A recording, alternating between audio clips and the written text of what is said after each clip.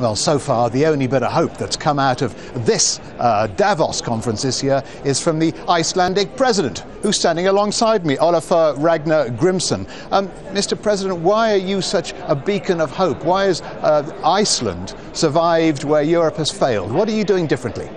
I think it surprises a lot of people that 4 years ago we were exhibit number one of a failed financial system. But now we are back on recovery with economic growth and very little unemployment. And I think the primary reason is that we were wise enough to realize this was also a fundamental social and political crisis. But above all, we didn't follow the traditional prevailing orthodoxies of the Western world in the last 30 years. We introduced currency controls, we let the banks fail, we provided support for the poor, we didn't introduce austerity measures of the scale you're seeing here in Europe.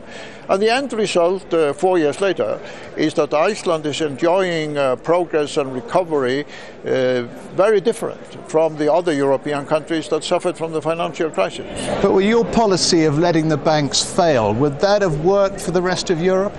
I think so, because as I'm often asked people, why do they consider the banks to be the holy churches of the modern economy? Why are private banks, not like airlines and telecommunication companies, allowed to go bankrupt if they have been conducted in an irresponsible way?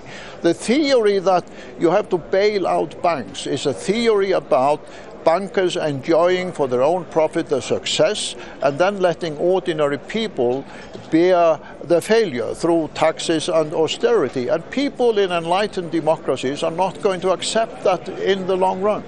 It wouldn't work for the UK with their reliance on the financial sector, though, would it?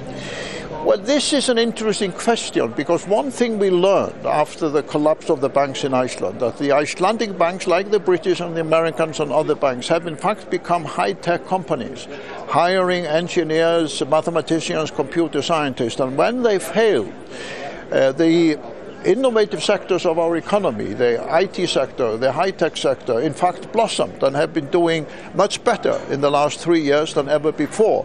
So the lesson of that is that if you want your economy to be competitive in the innovative sector of the 21st century, a strong financial sector that takes the talent from these sectors, even a successful financial sector, is in fact bad news if you want your economy to be competitive in the areas which really are the 21st century areas: innovation, technology, IT.